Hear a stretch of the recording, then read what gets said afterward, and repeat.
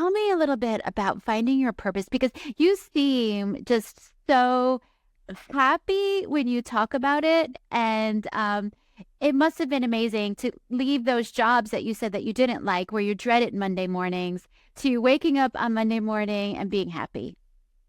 Yes. Oh, wow.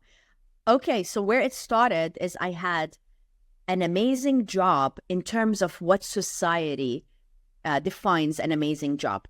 I was making six figures. I had amazing benefits. I was managing global teams, traveling around the world, building relationships with suppliers and business partners. So whenever you look at that, you're like, wow, like, what are you complaining about?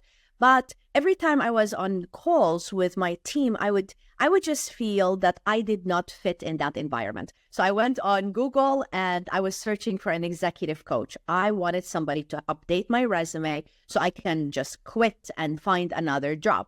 So we met on Monday morning, and as we were talking, and I explained to her, update my resume. I have to leave.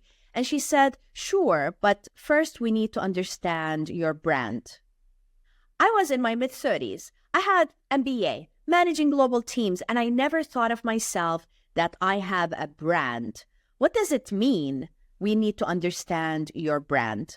So she asked me some questions that I believe changed my life. And the questions were things similar to what is the value you're bringing that nobody else has? How are you different? How are you being perceived by others, and how do they describe you? I was in my mid-30s. I went home and I cried because I did not understand how I am different and what is the value that I'm bringing.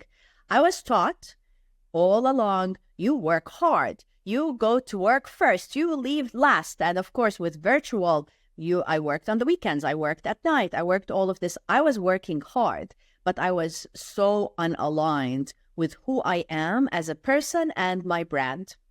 So with working with her, it was a matter of us digging deep into these questions. It took us over a year.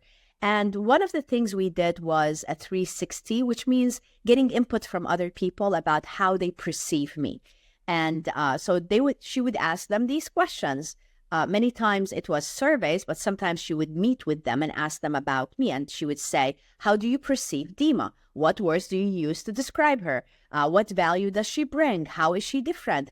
And the shocking thing was how amazing the response was. Here I was putting myself down, thinking I'm not good enough, thinking that everybody is smarter, while my team, my manager, my people that reported to me, even friends, past coworkers, they would say, wow, she is always empowering me. She's coaching me. We love to hear her present. And I'm like, really? Like, wow, I thought everybody does that. I thought it is so common. There's nothing unique about it. But apparently, that was my uniqueness.